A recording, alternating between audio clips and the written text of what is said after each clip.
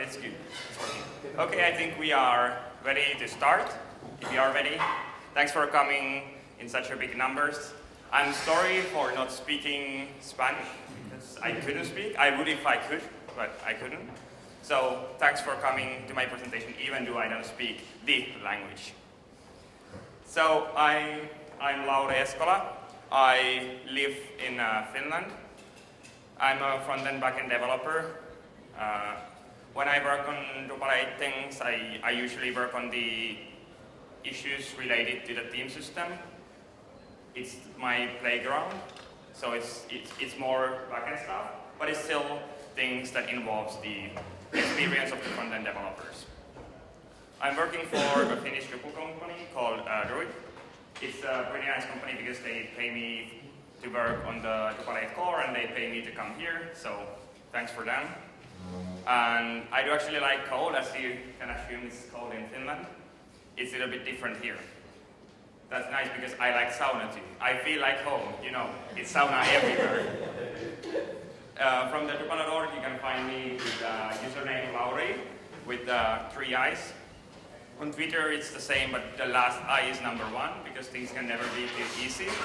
So if you have any questions afterwards, or if you have any comments, whatever, you can just tweet me on Twitter, and I usually like to answer people. So what I'm going to talk today in my presentation is I'm going to first cover the changes related to the theme system. It's more high-level stuff about why we framed something and why it's good in the Drupal 8 and why it was bad in the Drupal 7, and why it should make people happy now. Then after that, I'm going to talk about the new fancy templating engine we have in the Drupal 8 core tweak, and what the backend people should know about the tweak, and how they could help the front-end developers by extending the tweak. After that, I'm going to talk about the new technology we included in the Drupal 8 core. Auto-escaping is also important for the backend developers. It's something that everyone should know when they are putting anything out from the backend to the front end as visible to the browsers. And the last thing I'm going to do in my presentation is a little demo how the theme system works in the Drupal 8. So I'm going to show how you can output your data from the backend to the front end to be visible in there, and how you can do it the way it should be done. It's actually pretty similar how you would do it in Drupal 7 and in Drupal 8. So everything you have in this presentation is also relevant for your Drupal 7 sites. But in Drupal 7 there was different ways of doing things too. But I'm gonna talk about that later. So the Drupal 8 ships with a simplified theme layer. The Drupal 7 theme layer was not very user-friendly. Here's a picture of that. How many of you understands what's happening in this triangle thing? I guess there is one person, that is John Albin, who has done this picture, because I don't have any idea what's happening there. Neither does anyone else, because it's really crazy. And that's why things has to be changed. So in the Drupal 8, the template process layer is completely gone. So what the template process layer was used in the Drupal 7 was to do really bad things. So what the process layer did, we had it for just converting the arrays into strings. And basically what it was for was converting the JavaScript arrays, the arrays containing all the data about arrays, into strings. So it couldn't be modified after that anymore. And even though that data wouldn't be printed anywhere, it would be still converted from an array to string without a reason. So it's removed because it didn't do very nice things for people's Drupal sites. Also, the hook page alter is gone now because anyone shouldn't use it. The hook page alter is probably the easiest way in the Drupal site to break your caching, so that's why you shouldn't use it for anything. There's other ways to do the same stuff. So from this triangle thing, we've removed now 2 parts. But that's not enough, we need to remove more.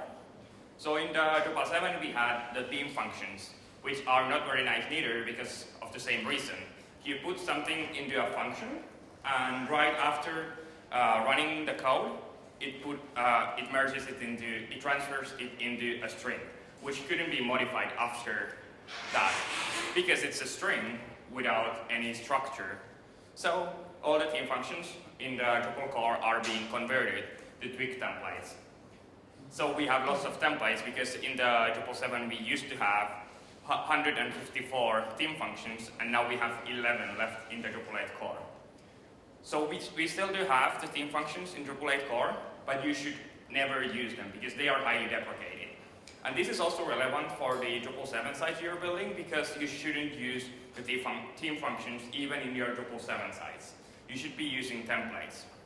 And how serious we are about that? In Drupal 7, theme functions were the default when you define the hook theme implementation. But in Drupal 8, when you define a hook theme implementation, it will load a template automatically. So to define a theme function, you actually have to tell the hook theme implementation to be using theme hook, which is, when you do that, you know that, okay, now I'm doing something wrong. I shouldn't be doing this. So it's good. That way we can enforce people to use the templates. And in the Drupal 7, we used to have 154 theme functions. It has to become something. So in the Drupal 8, we have all those things as a template. So we have loads of templates in the Drupal 8. Actually, something I heard in our company at the office was someone saying that do not override templates because it adds unnecessary complexity. I don't know why someone would say that, because the template, at least from my perspective, is the best way to modify markup. So if you want to modify markup, do it in the template. Don't build any nasty pre-processed thing that hacks your markup to be something else. So please override the template and don't be afraid of overriding the template. And in the Drupal 8, we actually have a way to create logic inside the template, so you can extend a template. You can include a template inside a template, so you can, without having to maintain the markup in a multiple templates, you can override the template. You can just define in the template override that I want to override this piece of code. So it makes a lot of sense now because we have so many templates. But yeah, so in the Drupal 7 we used to use the theme functions. It's quite similar in the Drupal 8. You can do this also in the Drupal 7, but the problem was that the core still used to use the theme functions. So then people copied the code from Drupal core. They also had to override the theme functions, so people were used to use theme functions.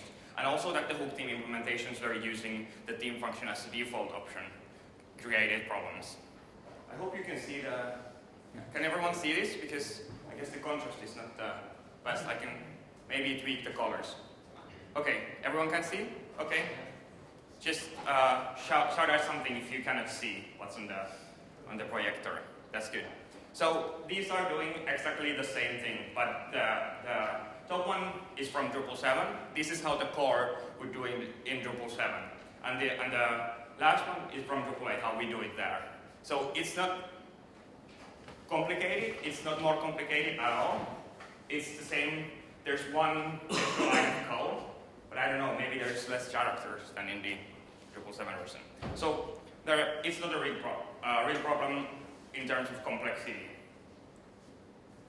So after removing these things, we are getting closer to optimal, because now we don't have duplicated ways of doing things anymore. We have the templates that everyone should be using, and that makes things simpler. So what we have now is more or less like this. It's a simplified version of the previous one. It's a little bit nicer. I'm going to cover the blue part, which is the places where which you use most of the time to alter your variables. So we have a new hook in Drupal 8 that is called hook theme suggestions. The hook theme suggestions are there to provide the theme suggestions. In the Drupal 7, you used to provide them in the pre-process function. And at least in the core, there are a few examples where the hook theme suggestion logic can take quite a few lines of code to create the logic. So I guess it makes a lot of sense to have them in a separated place because the pre-process functions are already pretty long. Also, the other reason is that because now we do everything before the pre-process functions, we can alter the pre-process functions depending on what people have put it into the theme suggestions, which is cool too. I'm going to talk about that later. But that's nice, because in the Drupal 7, it's in the pre-process, and then you just define a variable that is theme hook suggestions. That is also some sort of black magic, because that is just something you have to know. I mean, you have to know that you can put in your pre-process a variable, an array item called theme hook suggestions, and compared to Drupal 8, you have an own hook for that, which makes also a lot of sense because people do this a lot. These two things, they are doing exactly the same thing, but in a different hooks. So after that, we run the theme suggestion, then we know which template should be loaded. Then is the pre-process layer, where we can alter the variables to be something else than what's being given for the rendering in the render array. So the reason why it's cool to have the theme suggestions separately there is that there is a template pre-process and theme pre-process. Usually in the Drupal 7, what you can do is you can only create a pre-process for the base hook, the original theme hook that you have defined in the hook theme implementation.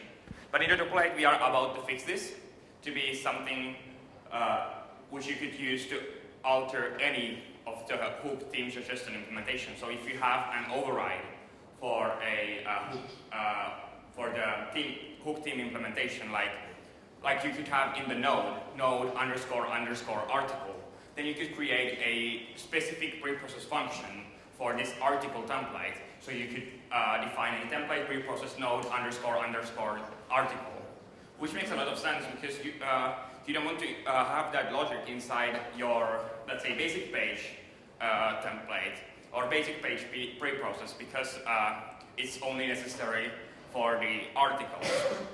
So it makes a lot of sense, and it's in the Drupal 7 you have to write this kind of logic with the if-else inside the pre-process, but now it's on the function level. So it's also a performance improvement there. What we do this is just one example we do in the Drupal 8 in the pre-process, because in the Drupal 7 we still used to create markup in the pre-process. We don't do that anymore. We create the markup inside the template, not inside the pre-process. But another example of another good example of a use of a pre-process is you can maybe create some logic for the attributes. Maybe, let's say, a backend developer needs an class for an Ajax or something else, for an external library. They don't have to touch the template because they can do this in the pre-process. Or maybe there is some other reason why you want to add a class in the pre-process. But it's also a nice way to introduce an attributes object for people because it's something we created for Drupal and it's very cool. It's so cool that the Twig has been considering to include as an upstream change for Twig. So what the attributes object is, it's just a class that with the magic handles all the HTML attributes. So we've taught it what each attribute is doing. And that way it can handle everything related to that. So you can say add class. The difference between classes and most of the attributes is that class is the class is an array type of attribute. So you have multiple values on that. So for that reason, we need a own method for handling that. And you can just say add class to add one single class for a HTML element. You can also say remove class. This is also something that you can use in the template. So if the backend developer adds some really stupid classes like vegan burger, but the frontend developer wants to have a beef burger, you can replace it by saying remove class, and then you say add class beef burger, which makes also a lot of sense because of the frontend developers should have the ability to control over the classes. So in the Drupal 7, how this used to be was to have a one single string in the template which contains the classes. So you couldn't modify them anymore in the template. So it didn't make a lot of sense because usually where you want to change the classes is in the template, not in somewhere before. I guess that was also done in the process layer, that the class arrays, the arrays containing classes were merged into strings. So you would have to change your classes in the pre-process. But you can also set a single attribute to be something else like ID. I'm setting the ID to be kitten. You can also set their Boolean type of attributes, and it will handle it, everything all right. You can, if you define one single attribute multiple times, it will, instead of adding the same attribute multiple times, which will cause weird things to happen, it will replace the one that has been set before. So if you set attribute multiple times, it will set the ID to kitten, not to add another ID attribute there. Then there is also remove attributes. So if you don't want to have ID there, you can say remove attribute ID, and it will remove ID, whatever it contains.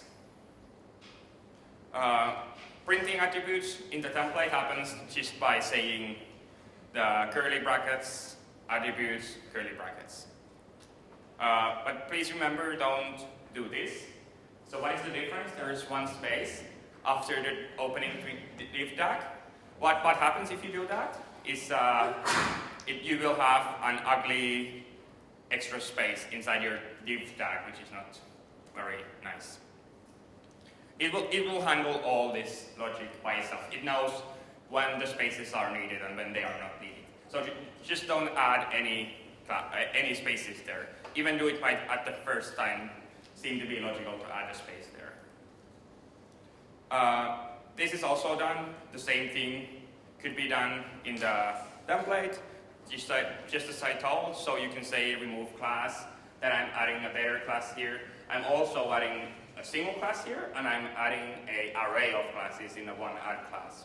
So you can do a lot of weird stuff there, and it doesn't break. But yeah, I already started talking about tweaks, so let's move forward. So this is something that the front-end developers love because they don't have to care anymore about what type of data the back-end developers are putting into the template. So this is probably something that the front-end developers are, okay, now we are talking about some crazy stuff I don't understand. You don't have to understand that, you just use it and be happy. But the back-end developers, this is what you should know. So when a front-end developer when the front-end developer wants to have cheese inside a sandwich, they will write just sandwich.cheese. They don't care what the cheese is. But the backend developer might be, yeah, what the cheese is, where the cheese is coming from. Okay, there is multiple answers because it can be almost anything. So when the front-end developer writes this single line, on the backend side we test. If the sandwich is array and we find the cheese item inside that array, if all that is true, then we just return that. That is the first thing we try. If that is not true, then we move forward on this thing. Then we try if the sandwich is an object. If it's an object and cheese is property, we will return that value. But if that is not true, then we start doing even crazier stuff. Okay, after that, what happens? We try if there is an existing method for cheese or existing property of class or so, yeah, something like that. I don't know, that is pretty crazy for me too. But it does a lot of stuff. After that, if there is a cheese available, it will try again to find, it will try, if that doesn't return anything, it will try move forward. So it tries if there is a cheese method. If there is no cheese method, it will even try if there is a get cheese method. If there is no get cheese method, it tries if there is a is cheese method using the is method convention. And if that is not true, then we try to use the call PHP magic function to run a dynamic cheese method. Yeah.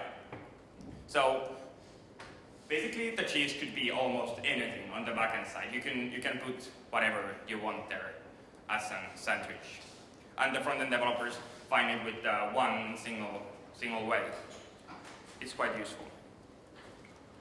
Then also in the Drupal 7 there was the nice little hack in the template called hide and show. which was used to hide the parts of a render array. In Drupal 8, you can just print the render array by using a filter without, and then it will print everything except these things. So how in the Drupal 7 that works?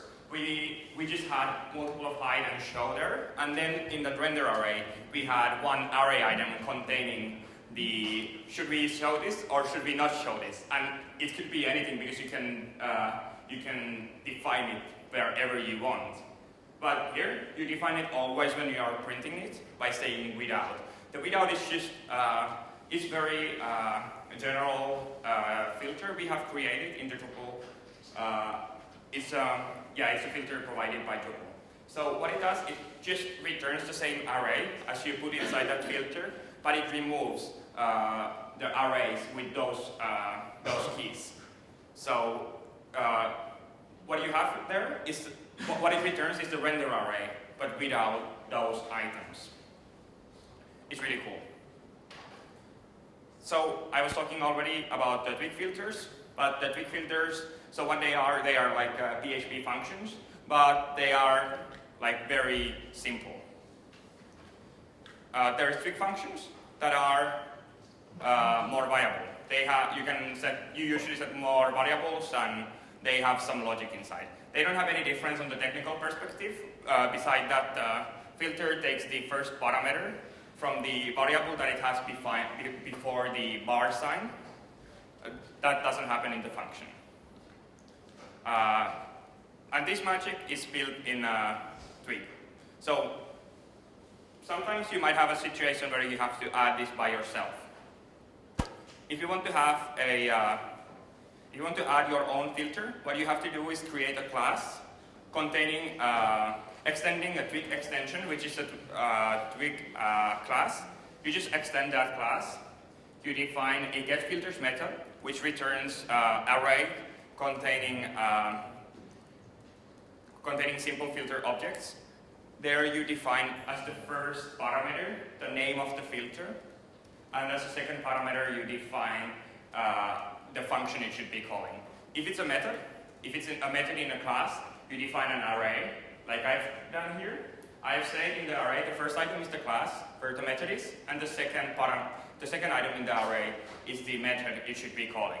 So because it's located in the same class, I just simply say this, which will return the full class with the namespace, and then we have the method which is here. It's a very simple filter because it just uses PHP str plus function. So how this thing starts working, how you make this alive, you have to use Drupal 8 services container. Okay, this is some really crazy stuff. Like, you have to be pretty deep to understand what it does. But what it does, it just injects your class there. You just copy this piece of code and it works. That's what you have to know. So you just define which class it should be, which class you are willing to use to extend a Twig extension, and you call in the tags that it's a Twig extension. Then it will come to pick up your class and inject it there. You define it in your module services.yaml file. And what happens as setter is you get profit. You have your filter. It's working in your template. After you do those two steps, of course you have to enable your module. But because it's always do something profit, you cannot do any more steps. Adding a Twig functions is the same. It's just you instead of a getFilter method, you create a getFunctions method. If you want to see an example of this, I have created a GitHub repo which contains all the code, fully functional module, which creates the trim string filter. You can copy it and create your own logic on top of it. I will also upload my slides afterwards where all the links are going to be. So if you don't get the links now, you can get them later on. Okay, then I get some reaction usually from people that I don't want to learn anything new because, you know, there's enough stuff to know already. Drupal 8 is complicated enough without Twig. And then some people say, okay, I don't like Twig. Okay, we have a solution for you if you think like that. We have the PHP template engine still in Drupal 8 core. You can enable it for your team. Just uncomment this little nasty line in your team.info.yaml file, and yeah, you can use your PHP template and PHP functions there. You can drop your tables as many times as you want in your templates after defining this.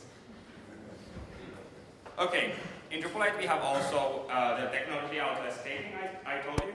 Why you should think this is important is that because you can cause problems really easily with that if you are outputting markup from the code. So the reason why we can do this now is that because all the markup is now coming from the templates, not from the code. So if you add code in your code, in the PHP code, you have problems. If you do it in the template, you don't have problems. So this is only something you should be taking care of if you are outputting markup from your code. I'm just going to cover this really quickly because most of the people shouldn't even output markup from the code. But if you have to, then you have to care about the safe markup stuff. But the basic idea is that we have few different kind of escaping functions, and we try to run the most appropriate one. So what we have there is we have a set which simply just sets a string to be safe. It's very unsafe because it doesn't take care of any markup. It doesn't escape anything out of it. Then we have escape, which is the most secure one. It will escape everything out of your team. Then we have the check admin accesses, which is meant for the if you have to output some markup, but you want to get the XSS, the unsecure code, out of that string, then you can use the check admin access. It's not as safe as the escape, but it's pretty safe too. Then we have the isSafe, which is for testing whether the safe markup is safe or set safe already. So what this escape method does, it first tests whether the string has been set safe before. If it has been, then it will return the string as it is, because there's no need to double auto escape the string. So it will cause problems. Then we have the string check plain, which means that it will take everything out of the string. And the check plain will also mark it as a safe. What will happen if you modify the string that it returns? If you modify it, it's not safe anymore. Then you have to escape it again, and then you will have double auto escaping issues. Okay, I'm gonna do a very, very light demo because I don't have that much time left. I guess I have 3 minutes, but yeah, let's hope I can cover something. So does anyone have questions? Because if you don't have any questions, then I can do a little bit longer, but maybe you have questions during my demo. If you have, you can ask, because I think that is something that I can do. So if you have questions, please ask during this. So I want to create a nice little sandwich menu like this. How should I do this? Okay. Is it big enough? Yeah. Okay, that's cool. So I have a sandwich module which will do this. So in here, I have I'm gonna first run this. In here, I have a controller which returns a render array. So I have here 2 sandwiches. I have a best sandwich and I have an alternative best sandwich. In here, I just put them together as one big render array. So what is the big deal with this? Is that I can also define with my render array which CSS files should be loaded when this render array is printed. So I have the styles that are here are in the CSS files that are only being loaded on the sandwich page. So as you can see, the user login page, the user login title is now with the weird font I'm using there. But on the front page it's not, because the CSS file is not being loaded, because I define here that this library, which contains the CSS file, should be only loaded for that page. So here you can see, this is my flavor library. I define it in the my modules libraries.yaml file. I tell there the flavor CSS and external font, and it's only loaded there. So that's the way how you can keep dependencies with the render arrays. So you should always be defining your libraries. You should attach them in the render array instead of just loading them on all the pages. Okay. Then I'm going to show what I do have here. So before this can be used, I'm here saying that this should be run using a theme sandwich. Before this can be done, I have to have a hook theme implementation containing all the data. And here I set the placeholders for the variables that what I could set there. So I just saw attributes is an array here, veggies is an array. Those are condiments are array, protein is a string, and then I can set them here, and then they will go to the template. But what happens after we call this? First thing that happens is the theme suggestions are being called. Okay, so in my example, I'm creating a new suggestion called sandwich. No, I'm curious with the name of the sandwich. So as a name, there is a Chicago and there is yummy. So I should be, with that line of code, I should be able to override that part.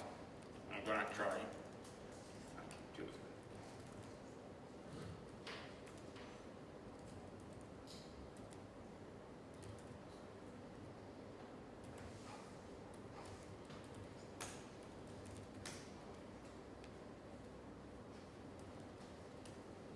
And I'm going to modify this. Okay, I'm gonna make it page 1 and modified them. So now my Chicado should be, but it's not. Okay. Did I spell it right? Maybe without the K. Huh? Maybe without the K. Chicado. Without the K? Okay.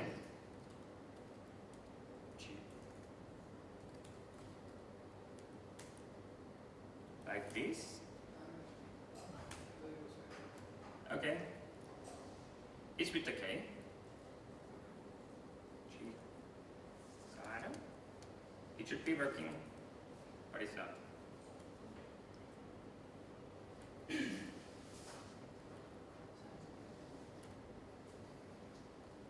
Chicado.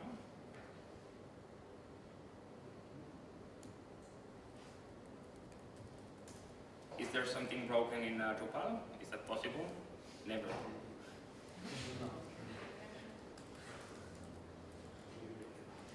Okay, I'm probably gonna check again my theme suggestions.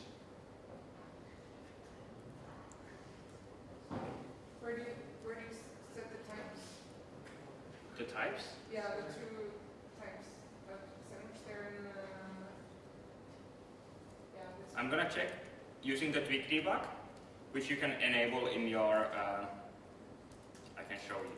So there is a cool feature, which is also in Drupal 7, by the way, because it's backported there. So in your size default services.yaml, in Drupal 7, this is in the settings PHP, you can set the debug to be true, which will print into your markup a lot of good stuff. So you can see from here where the markup is coming from. So I'm gonna find my Chicado, and it says that there should be a Chicado HTML.tweak. Okay, I'm gonna, because the one that is top should be the one that is overriding. So, actually, I guess I know the reason why it's not working, because I'm gonna just hack core now to make sure that I'm not stupid. which happens most of the time. So let's see, I'm gonna copy the Chicago template into Bartik. Sorry, Emma, I'm hacking your team. How many kittens did I just kill? Okay, it's now it's working. That's cool. It's because there is, it doesn't load the template overrides from the module. So I'm gonna go back. So my override thing is working. What happens after is there is an alter. I can change that if I want. I don't want to change it now, but I want to change something else. So I want to change all the names to be a kitten, because kittens are lovely. So I should have now multiple kittens here. Yes, my sandwiches are kittens now, which is cool. So because the theme suggestions are being defined earlier, even though I changed the name that is being used to generate the theme suggestion, it doesn't change the fact that the theme suggestion still loads with the name. So it can be something else after that, and it can be modified in the pre-process. So that's the template pre-process. Template pre-process is the first level of pre-processing. It's like the initial pre-process thing that is being only used for the template. It's not loaded for the theme functions. It's defined usually by the module that has created the hook theme implementation and is providing the default template. Then we have the hook pre-process sandwich, which is the one that you should use when you alter this. Then it can be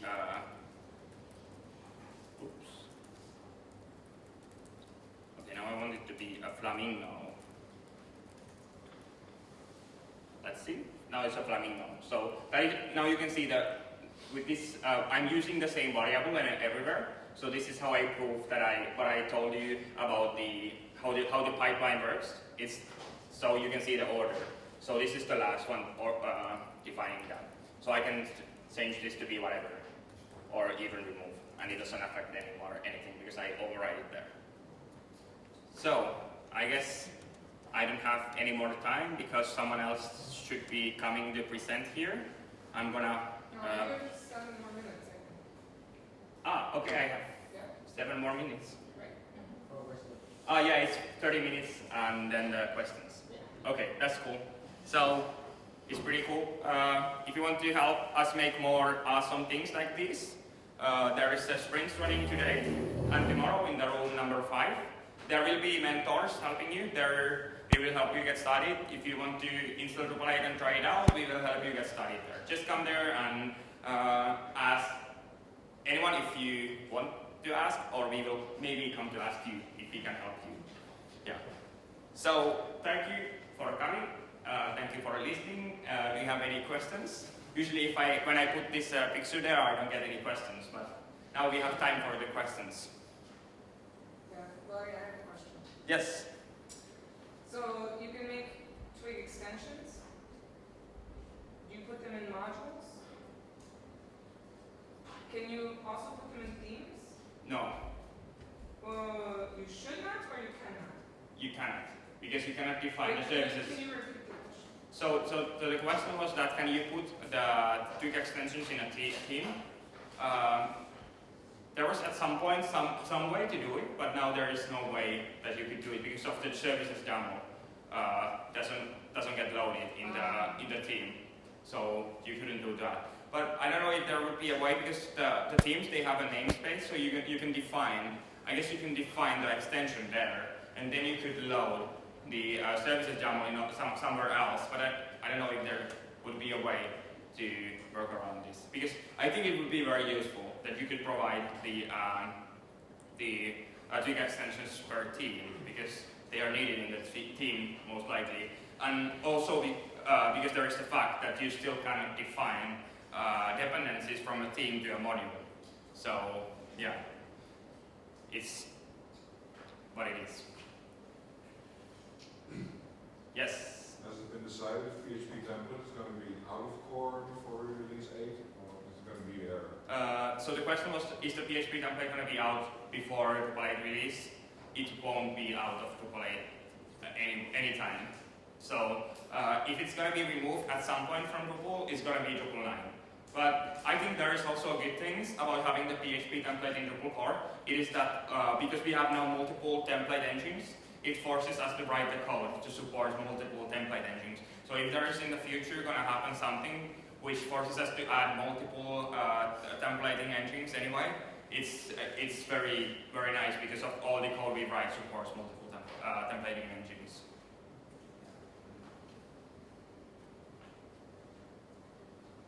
Any other questions? No questions? Okay, then I guess I'm gonna go back. There was one extra slide, but yeah, it didn't contain anything important. Thank you. It was just thank you.